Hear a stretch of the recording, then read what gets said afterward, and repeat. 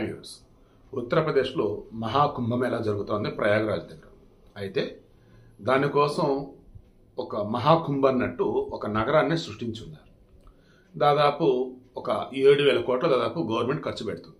దీనిని భూతద్దంలో చూపుతూ విపక్షాలు రకరకాలుగా మాట్లాడుతూ ఉన్నారు. దానికి సమాధానం మన యోగి ఆదిత్యనాథ్ ఏం చెప్పాడు ఏంటి అన్నది మన శివప్రసాద్ వీస్ ఛానల్లో పెట్టాను. ఖచ్చితంగా అయితే చూడండి. ఓకే, ఇక ఇప్పుడు మన దానిలో వచ్చేసి ఈరోజు మన సంక్రాంతి పర్వదినాన్ని పురస్కరించుకొని ఒక మంచి వీడియో ఇద్దాం. ఎలాంటి వీడియో ఇవ్వాలి? అది చాలా రోజులుగా చాలా నెలలుగా మన ఛానల్ పెట్టింది 2020 అక్టోబర్ 2వ తారీఖు. ఆ రోజు నుంచి ఈ రోజు వరకు కూడా చాలా మందికి ఉన్నటువంటి డౌట్స్ అన్నమాట ఇవి. నిన్న మన ఆంధ్రప్రదేశ్ రాష్ట్ర హైకోర్టు సీనియర్ అడ్వకేట్ దివి శ్రీనివాస్ గారు నాకు చాలా సన్నిహితులు. నేను ఏదన్నా కొంచెం కష్టతరమైనటువంటి సబ్జెక్టు లీగల్గా సీనియర్ మోస్ట్ ఎక్స్పర్ట్ అయితేనే సమాధానం ఇవ్వగలరు అనుకున్నప్పుడు ఆయనకు ఫోన్ చేస్తాను. ఆయన ఎంత బిజీగా ఉన్నా నాకు సమాధానం చెప్తారు. ఇన్ కేసు ఆ సమయంలో ఆయన చూసుకోకపోయిన తర్వాత కాల్ చేసి మరి మాట్లాడతారు. After long time around 1.5 hours ఒక మనిషితో నేను మాట్లాడు. నేను శ్రీనివాస్ గారితో మాట్లాడటం జరిగింది. ఆ సమయంలో one by one number of అన్నమాట అడిగింది డౌట్స్. ముందుగా మొన్న అల్లు అర్జున్కి సంబంధించి నాంపల్లి హైకోర్టు ఏమో జ్యుడిషియల్ రిమాండ్ అన్నారు 14 రోజులు. ఆ తర్వాత ఫన్ బకెట్ భార్గవ్ అనే కుర్రాడికి వచ్చేసి పోక్సో కేసులో 20 సంవత్సరాలు జైలు శిక్ష, 4 లక్షల రూపాయలు ఆ పాపకి కాంపన్సేషన్ అండ్ 10,000 రూపాయలు ఎంతో జరిమానా కూడా వేశారు. ఈ 2 కేసులకు సంబంధించి మనం వీడియోలు చేసాం. దెన్ కొంతమంది కామెంట్స్ పెట్టారు, మన దేశంలో డబ్బుంటే బయటే ఉండొచ్చు, ఎంత పెద్ద నేరం చేసినా లోపలికి వెళ్ళం. మన దేశంలో సగటు పేదవాడైతే చిన్న తప్పు చేసినా జైలుకి వెళ్తాడు. అన్నిటికి సంబంధించి రాజకీయంగా పలుకుబడి కనుక ఉంటే ఏదైనా సరే చేయొచ్చు, ఈజీగా బయట ఉండొచ్చు అన్నట్టుగా మాట్లాడుతూ ఉన్నారు. దెన్ ఈ 2 కేసెస్ తీసుకుందాం, అల్లు అర్జున్ది అండ్ మన ఈ కుర్రాడు ఎవరు ఫన్ బకెట్ భార్గవ్ అని చెప్పేసి అనుకుని నిన్న శ్రీనివాస్ గారిని అడగటం జరిగింది. ఫస్ట్ వన్, ఫన్ బకెట్ భార్గవ్కి పోక్సో కోర్టు 20 సంవత్సరాల జైలు శిక్ష, 4 సంవత్సరాలు పరిహారం అందించాలని చెప్పున్నారు ఆ పాప కుటుంబానికి అండ్ జరిమానా 10,000. ఇక్కడ ఇతను బయటకు వచ్చే అవకాశం ఎంత అండి, పై కోర్టుకు వెళ్ళొచ్చా సార్ అని అడుగున్నాను. ఫస్ట్ ఆయన చెప్పింది ఏంటంటే, సార్ 10 సంవత్సరాల పైబడి ఒక్కరోజు శిక్ష పడ్డా వారికి బెయిల్ అన్నది ఇమ్మీడియట్గా అవ్వదు, వారు జైలులోనే ఉంటారు. వీలో పై కోర్టుకు వెళ్ళిన తర్వాత ఆ కోర్టు ఈ కేసుని మొత్తం విచారించిన తర్వాత తీర్పు గనక ఇస్తే ఏ రకంగా 10 సంవత్సరాల లోపు శిక్ష అన్నట్టుగా ఏదైనా ఇస్తే ఈ లోపు ఆ టెన్యూర్ అతను కంప్లీట్ చేస్తే బయటికి రావచ్చు, లేదు కేసు కొట్టేస్తే బయటికి రావచ్చు, లేదు దిగువ కోర్టు చెప్పినట్టుగానే భార్గవ్దే వద్దాం 20 సంవత్సరాలు జైలు శిక్ష కదా, ఆ 20 సంవత్సరాలు ఉండాల్సింది అన్నారు అనుకోండి, ఇక జైల్లోనే ఉంటాడు. హైకోర్టు అయిపోయింది కదా, నెక్స్ట్ సుప్రీంకోర్టుకు వెళ్తాడు.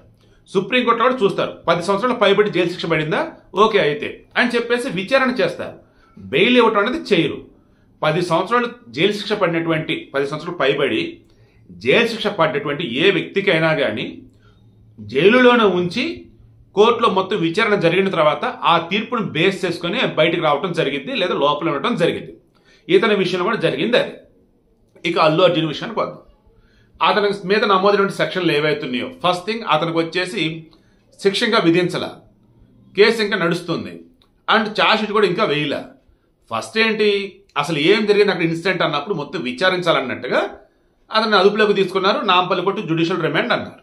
ఈ లోపు హైకోర్టుకు వెళ్ళారు. హైకోర్టుకి ఏమని వెళ్ళున్నారు, క్వాష్ అన్నారు. క్వాష్ ఏంటయ్యా, అసలు ముందు విచారణ జరగాలి కదా అండ్ ఇన్సిడెంట్ అతను ఉన్నాడు కదా అని చెప్పినప్పుడు దాన్ని ఇంక ఇమీడియట్గా ఏం చేస్తున్నారు, క్వాష్ కదండి మాకు బెయిల్ ఇవ్వండి అన్నారు. ఆల్రెడీ అరెస్ట్ అయ్యాడు, జ్యుడిషియల్ రిమాండ్ విధించిన నాంపల్లి కోర్టు, వీళ్ళు హైకోర్టులో ఉన్నారు. అప్పుడున్న పాసిబిలిటీ ఏంటి, మధ్యంతర బెయిల్ ఇవ్వాలి. సో అదే మధ్యంతర బెయిల్ ఇచ్చారు. ఆ తర్వాత రెగ్యులర్ బెయిల్కి అప్లై చేసాడు. రెగ్యులర్ బెయిల్ నాంపల్లి కోర్టు ఇచ్చింది. ఆ తర్వాత ఎవ్రీ సండే రోజు నేను ఇక్కడికి రావాలి అంటే నేను చిక్కడపల్లి పోలీస్ స్టేషన్కి, నాకు బయట దేశంలో షూటింగ్లు ఉంటాయి కదండి, కేసుకు నేను సహకరిస్తానండి, ఇంకా మీకు ఏదైనా కావాలంటే ఇన్ఫర్మేషన్ అడగండి అని చెప్పేసి మొత్తం కోర్టుకి చెప్తే కోర్టు వచ్చేసి ఓకే ఎగ్జామ్షన్ ఇస్తాను, నువ్వు ఎవ్రీ సండే పోలీస్ స్టేషన్కి రావాల్సిన అవసరం ఏం లేదులే అయ్యా, ఓకే మరి అని చెప్పేసి అన్నారు. ఈ లోపు నాకు తెలిసి రేపు 24వ తారీఖున తెలంగాణ రాష్ట్ర హైకోర్టులో ఇతను క్వాష్ పిటిషన్ సంబంధించి విచారణ ఉంది. సో క్వాష్ పిటిషన్ అన్నప్పుడు ఏంటి, ఆ కేసు నన్ను ఇరికించారనో, లేదు నాకు అసలు ఏ సంబంధం లేదు, నా మీద ఉన్న కేసు కొట్టేయండి అని చెప్పేసి రాష్ట్ర హైకోర్టుకి వెళ్తారు. క్వాష్ పిటిషన్ అలౌ చేసింది అనుకోండి, కేసు కొట్టేయటమే, దెన్ మీరు ఇంకా ఫ్రీ బర్డ్ అన్నట్టు.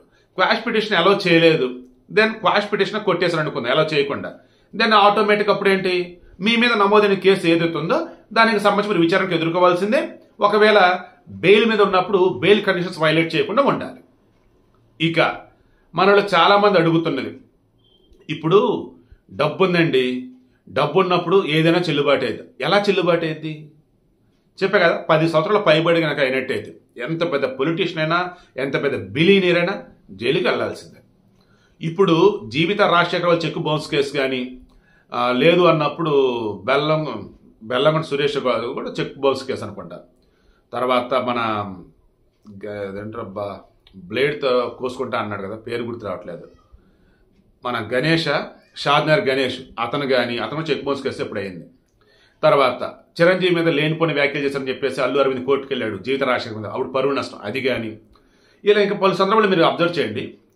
సినిమా వాళ్ళు కానీ బయట పొలిటీషియన్స్కి సంబంధించి కానీ ఎవరి మీద అయితే లోయర్ కోర్టు తీర్పు చెప్పగానే ఇదిగో వాళ్ళకి జరిమానా, ఇదిగో వాళ్ళకి జైలు శిక్ష అన్నప్పుడు ఫస్ట్ ఏం చేయాలంటే, జరిమానా కనుక విధిస్తే ఫస్ట్ ఆ జరిమానా పే చేసి ఆ స్లిప్ తీసుకుని దెన్ పై కోర్టుకు వెళ్ళాలి. అప్పుడు పై కోర్టు వచ్చేసి వీళ్ళకి అరెస్ట్ ఏమొద్దులే అని చెప్పేసి ఎగ్జామ్షన్ ఇచ్చి బెయిల్ ఇవ్వటమో, అరెస్ట్ ఏమొద్దు విచారణ సహకరిస్తారని చెప్పడం జరిగితే అప్పుడు బయట ఉంటారు. అది కూడా ఎలాగా 10 సంవత్సరాలు లోబడి పడే శిక్షల విషయంలో మాత్రమే అటువంటి పాసిబిలిటీ అనేది ఉంటుంది. సో మీ మీద నమోదైన సెక్షన్స్ కీలకం. మీకు బాగా గుర్తుంటే 2019 నుంచి 2024 మధ్య టీడీపీ వాళ్ళు కావచ్చు, జర్నలిస్టులు కావచ్చు, నార్మల్గా ఉన్నటువంటి వారి మీద కానీ జగన్మోహన్ రెడ్డి గవర్నమెంట్ పెట్టినటువంటి సెక్షన్స్ మీరు క్రాస్ చెక్ చేసుకోండి. అదే అసలు అయ్యన్న పాత్రుడితో తీసుకుందాం స్వామి. అతను అయ్యన్న పాత్రుడు వచ్చేసి చింతకాయల అయ్యన్న పాత్రుడు, ఇప్పుడు అసెంబ్లీ స్పీకర్ కదా. ఓపెన్ ఆయన అన్నాడు, ఓరు బాబు నా వయసు అంతేట్రా బాబు, నేను రేప్ చేయట్లేట్రా బాబు అన్నాడు. ఎందుకు, ఆయన మీద రేప్ కేసు కూడా పెట్టేశారు. సో ఆ సంబంధం లేదు. వీళ్ళకి 7 సంవత్సరాల పైబడి శిక్షలు అన్నప్పుడు వాళ్ళని అదుపులోకి తీసుకోవచ్చు, అరెస్ట్ చేయొచ్చు. 10 సంవత్సరాల పైబడి కనుక శిక్షలు కనుక అయినట్టయితే, ఆ సెక్షన్ కనుక అయినట్టయితే ఇంకేముంది, ఇక అసలు బెయిల్ కూడా రాదన్నట్టు. మీకు అర్థమవుతుందా? సో కోర్టుకి తీర్పులు ఎలా మారుతాయి ఏంటి అన్నప్పుడు ఆ సెక్షన్స్ మీద బేస్ అయి అండ్ మీరు పై కోర్టుకు వెళ్లాల్సిన ఇది వచ్చినప్పుడు మరలా ఇక్కడ ఒకవేళ ఏ అనే పర్సన్ తప్పు చేశాడు, బి అనే పర్సన్ విక్టిమ్, దెన్ ఈ ఏ అనే పర్సన్ సంబంధించి రిలీఫ్ వచ్చింది, బి అనే పర్సన్ విక్టిమ్, ఇతని తరఫున వచ్చి పబ్లిక్ ప్రాసిక్యూటర్, పబ్లిక్ ప్రెసిడెంట్ వాళ్ళు వాదిస్తున్నారు. వీళ్ళు ఏం చేయాలంటే 90 రోజుల లోపు పై కోర్టుకు వెళ్లాల్సి ఉంటుంది. 90 రోజుల్లో పై కోర్టు కనుక వెళ్ళలేదు అనుకోండి, అవతల ఎవరైతే రిలీజ్ అయ్యారో అది నిజమే అన్నట్టు అయిపోయింది, దానికి వాళ్ళు ఫ్రీ బర్డ్ అన్నట్టు. ఒకవేళ ఏ అనే పర్సన్ జైలు శిక్ష వేశారు, ఇతను జైలులో ఉన్నాడు, దెన్ 90 రోజులకు ఎప్పుడైనా సరే పై కోర్టుకు వెళ్ళొచ్చు, ఇతని దగ్గర ఉన్న డబ్బుని బట్టి, లాయర్ని బట్టి. ఇక పెద్ద పెద్ద లా బుక్స్ అన్నట్టు రకరకాలు కనిపిస్తూ ఉంటాయి. అవేంటి, చాలా మందికి వచ్చే డౌట్ ఇది. ఇప్పుడు రాజ్యాంగం ఉంది, భారత రాజ్యాంగం, ఒకటే బుక్ రకరకాల భాషల్లో. అయితే ఈ రాజ్యాంగాన్ని బేస్ చేసుకొని మన కోర్టులు తీర్పులు ఇస్తాయి. రాజ్యాంగాన్ని బేస్ చేసుకొని ఆయా రాష్ట్రాల్లో కొన్ని పథకాల్లో ముందుకు వెళ్తూ ఉంటాయి. సో వీటి మీద మరి స్పెషల్ బుక్స్ వస్తూ ఉంటాయి.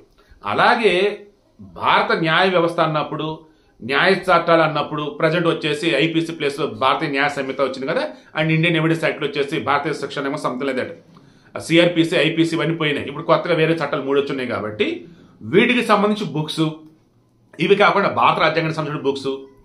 ఈ లాయర్స్ దగ్గర ఎలా ఉంటుందంటే, అడ్వకేట్స్ దగ్గర ఎలా ఉంటుందంటే, ఒక్కొక్క కేసుకు సంబంధించి ఒక్కొక్క జడ్జ్ ఒక్కొక్క నాకు చెప్తూ ఉంటారు, దాని మీద సెపరేట్ బుక్స్ వస్తూ ఉంటాయి. సో వీళ్ళ దగ్గర ఉండే బుక్స్ లైబ్రరీ లాగా పెద్ద పెద్ద ఏవైతే ఉంటాయో మొత్తం పుస్తకాలు, అందులో కొన్ని వాళ్ళు అసలు ఓపెన్ చేయరు, పేరు కలా పెట్టుకొని ఉంటారు. ఎప్పుడన్నా దాన్ని ఓపెన్ చేశారంటే ఒక కేస్ స్టడీ లాగా. ఇప్పుడు వీళ్ళు వాదించిపోయే కేసుకి పలాంటి జడ్జి ఇచ్చిన తీర్పుని మనం ఇక్కడ రిఫరెన్స్గా తీసుకోవచ్చా లేదా, ఏ చట్టం ఇక్కడ అప్లై అయ్యింది, అండ్ అక్కడ ఉన్నటువంటి ఆ సిచ్యువేషన్స్ అన్నవి ఇక్కడ మనకు అనుకూలంగా ఉన్నాయా లేదా, లైక్ ఈవేళ తప్ప వేరేదైతే కాదు. సో ఒక లాయర్ అంటే లా కోర్స్ కంప్లీట్ చేశాడు లాయర్, బట్ అడ్వకేట్ అన్నప్పుడు మీరు బార్ కౌన్సిల్ రిజిస్టర్ చేసుకోవాలి, all India bar council exam అన్నది ఉంటుంది, అది క్లియర్ చేయాలి. అండ్ ఆ తర్వాత కోర్టులో మీరు ప్రాక్టీస్ చేస్తూ కనుక ఉన్నట్టయితే అప్పుడు మీరు అడ్వకేట్ అన్నట్టు. జస్ట్ లా కంప్లీట్ అయింది, ఇంటి దగ్గరే ఉండేసి నోటరీలు రాయటమో, ఎవరికైనా సలహాలు సూచనలు ఇస్తూ కనుక ఉంటే అప్పుడు మీరు లాయర్ అన్నట్టు. ఇక 3 సంవత్సరాలు మీకు ఎక్స్పీరియన్స్ కనుక ఉన్నట్టయితే కేసులు వాదిస్తూ దాన్ని మీరు సుప్రీంకోర్టు లాయర్ కూడా వాదించవచ్చు. ఇక లోయర్ కోర్టులు వీటన్నిటికన్నప్పుడు వన్స్ మీరు లా కంప్లీట్ అయింది, బార్ కౌన్సిల్ మీరు మెంబర్ అయి ఉన్నారు, దాన్ని మీరు వాదించవచ్చు అనమాట. ఇంకా ఈ కేసులకు సంబంధించి కానీ, సెలబ్రిటీలకు సంబంధించి కానీ, పొలిటీషియన్స్ సంబంధించి కానీ ఏమైనా డౌట్స్ ఉన్నా అండ్ ఈ న్యాయస్థానానికి సంబంధించిన డౌట్స్ ఉన్నా ఖచ్చితంగా కింద కామెంట్స్లో పెట్టండి. మ్యాక్సిమం నేను రిప్లై అయితే ఇస్తాను. ఎందుకంటే ఈరోజు మన చట్టాలకు సంబంధించి చూస్తూ ఉన్నప్పుడు చాలా మంది అంటుంటుంది ఏంటంటే సామాన్యుడికి శిక్షలు పడతాయి, డబ్బునుడికి శిక్షలు పడవు అంటున్నారు. అలా కాదండి. అక్కడ వాళ్ళ మీద నమోదైన సెక్షన్స్, వాళ్ళ మీద లోయర్ కోర్టులు ఇచ్చినటువంటి తీర్పులు, వీటి మీద బేస్ చేసుకునే పై కోర్టులు కావచ్చు, దిగువ కోర్టులు కావచ్చు వ్యవహరిస్తూ ఉంటాయి. అంతిమంగా అవునన్నా కాదన్నా మన దేశంలో అండర్ ట్రయల్ అమాయకుల తప్పు చేసిన వాళ్ళ ఎవరైతే ఉన్నారో బెయిల్ రాకుండా, బెయిల్ అసలు ఎలా అప్లై చేయాలి, ఎవరిని అప్రోచ్ చేయాలి తెలియక ఉన్నటువంటి అమాయకులు ఎంతమంది జైలుల్లో ఉన్నారు. అండర్ ట్రయల్ శిక్ష పడ్డటువంటి వాళ్ళకన్నా విచారణ ఎదుర్కొంటూ ఉన్నటువంటి వాళ్ళే మన జైలుల్లో ఎక్కువగా ఉన్నారు. ఇక మన జైలుకి సంబంధించి చూసుకుంటూ ఉన్నప్పుడు జైల్లో ఉన్నదేమో తక్కువ, జైలులో ఉన్నటువంటి సంఖ్య ఏమో ఎక్కువ. చాలా సంస్కరణలు అయితే అవసరం ఉంది. రీసెంట్గా మొన్న మధ్య ఒక సంస్కరణ తీసుకొచ్చున్నారు. జనరల్గా జైల్లోకి వెళ్ళగానే నువ్వు ఎవరు ఏంటని అడుగుతూ నీ కులం, మతం, ప్రాంతం మొత్తం అడుగుతారు. అలా రీసెంట్గా బయటకు వచ్చింది ఏంటి, జైలల్లో తక్కువ కులం వారిని అంటే ఎస్సీ, ఎస్టీ, ఆ బీసీలో కూడా కొంతమంది తక్కువ కులం అంటే కొంతమంది పరిగణిస్తూ ఉంటారు. కాబట్టి ఏది తక్కువ కాదు, ఏది ఎక్కువ కాదు. కానీ మన దౌర్భాగ్యం ఏం చేస్తే మన సిస్టమ్ అలా తగలాడింది.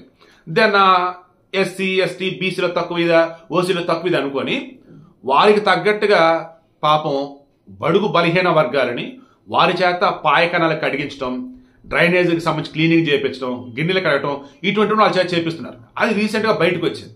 దాంతో సుప్రీంకోర్టు ఏంటి, కేంద్ర మొత్తం సీరియస్ అయ్యారు. ఇక మీదట జైలులో కానీ కులం ప్రాతిపదికగా ఏ మాత్రం మీరు వాళ్ళ చేత కనుక పనులు కనుక చేపిస్తే ఊరుకోమని చెప్పేసి. అయినా సరే చాలా చోట్ల నడుస్తూనే ఉంటుంది, బూతులు తిడుతూనే ఉంటారు, ఘోరాతి ఘోరంగా ఉంటాయి. ఒక్కరోజు కూడా జైల్లో ఉండకూడదు అన్నట్టుగా ఎందుకు భావిస్తారు? దానికోసం ఎన్ని కోట్లైనా ఖర్చు పెట్టి పై కోర్టుకి వెళ్ళి ఇమీడియట్గా బెయిల్ తెచ్చుకుందాం ఎందుకు అనుకుంటారు? ఏంటి అంటే ఇదిగో ఆ జైలుల్లో ఉండి ఏది చూడలేక భరించలేక. మొన్న మధ్య ఆమె కస్తూరి ఇచ్చినటువంటి స్టేట్మెంట్, ఆమెతో వీడియో చేసిన కొంతమంది జర్నలిస్టులు కొన్ని అంశాలను ప్రస్తావించారు. నేను సెపరేట్ వీడియో ఇద్దాం అనుకున్నా, బట్ వద్దని నా మనసు అంగీకరించడం వద్దని ఆపాను. మొన్న అల్లు అర్జున్ కూడా జైలుకి వెళ్ళినప్పుడు బట్టలన్నీ ఓడదీసి నగ్నంగా అన్ని చెక్ చేసి పంపించుంటారని చెప్పేసి ఆమె అంటది. ఇక రకరకాల పిచ్చి పిచ్చి పెట్టేసుకుంటా పోయినారు. జైలులో ఎలా ఉంటుందంటే వన్స్ మీరు జైలుకి రిమాండా లేదా శిక్ష పడిందా అదన్న తర్వాత వన్స్ మీరు జైల్లో ఎంటర్ అయ్యారు అంటే ఈచ్ అండ్ ఎవ్రీథింగ్ మొత్తం మీ దగ్గర ఏమున్నాయి ఏంటి క్రాస్ చెక్ చేస్తారు. విలువైన వస్తువులు, రిమైన్ మీ బిలాంగ్స్ అన్ని కూడా ఒక చోట పెడతారు. మీ కేసు నెంబర్ ఒకటి ఇస్తారు. దెన్ మీ ఒంటి మీద ఏముండి ఏంటి, ఎందుకంటే మళ్ళీ జైల్లో మిమ్మల్ని కొట్టినట్టు ఉండకూడదు. అండ్ ఆ తర్వాత వచ్చేసి మీ దగ్గర ఏదైనా వస్తువులు ఉంటే వాటితో మిమ్మల్ని మీరు ఏదైనా చంపుకోవచ్చు, జైలులో సిబ్బంది మిమ్మల్ని ఏదైనా చేసేది చెప్పవచ్చు, ఇలా రకరకాలు ఉంటాయి. సో మీ దగ్గర ఎటువంటి వెపన్స్ ఉండనివ్వరు, అండ్ గాయపరుచుకునే అవకాశం ఉంటే ఏ చిన్న వస్తువులు ఉండనివ్వరు. అన్ని క్రాస్ చెక్ చేసుకున్నాకే మిమ్మల్ని లోపలికి పంపుతారు. ఫుల్ మీకు సంబంధించిన కేస్ షీట్ మొత్తం కూడా వాళ్ళ దగ్గర రెడీగా ఉండిద్ది. ఇక ఇంకొంతమంది డౌట్ రావచ్చు, అందరినీ చేయలేము కదాలని. నిజమే, కొంతమందిని చేస్తారు, కొంతమందిని చేయరు. ఎందుకంటే అవతల ఉన్నటువంటి అధికారం కావచ్చు, డబ్బు కావచ్చు, రకరకాలు. కొంతమంది వచ్చేసి వాంటెడ్ కూడా చేపిస్తూ ఉంటారు. కాసేపు ఉండరా ఇల్లు లేదా రేపు వెళ్ళిపోతారు అనుకుంటే సరే వాళ్ళు మొత్తం కూడా ఇలా చేపిస్తారు. ఎందుకంటే రూల్స్ అంటూ ఉంటారు. సో కస్తూరి విషయంలో వచ్చేసి వాంటెడ్గా వాళ్ళు చేశారా లేదు, రూల్స్ ఫాలో అయ్యారంటే అది మీకే తెలియాలి. ఇంకా అంతమంది ఇక్కడ మనం చెప్పుకోవాల్సింది ఏంటంటే వన్స్ ఒకసారి జైలులోకి వెళ్ళారు అంటే అక్కడ వాళ్ళ యొక్క ప్రోటోకాల్ కానీ రిమైన్ సిస్టమ్ తాలూకు ఏవైతే ఫాలో అవుతుంటారో అది లైఫ్ లాంగ్ మర్చిపోరంట. ఆ రకంగా ఉండిద్దంట. అందుకే తప్పు ఎవరు చేయకండి. అండ్ తెలుసో తెలియకో ఎక్కడైనా ఇది ఇరుక్కోవాల్సి వచ్చినా నిజం చెప్పేసి బయట అయితే పడండి. ఏం డౌట్స్ ఉంటే కింద కామెంట్లో తెలియచేయండి. అందరికీ సంక్రాంతి పర్వదిన శుభాకాంక్షలు. మన ఛానల్ శివప్రసాద్ వ్యూస్ ఉంది కదా, ఖచ్చితంగా సబ్స్క్రైబ్ చేసుకోండి. అండ్ అందులో పెట్టేటువంటి వీడియోలు కూడా చక్కగా 10 మందికి షేర్ చేయండి. Thank you.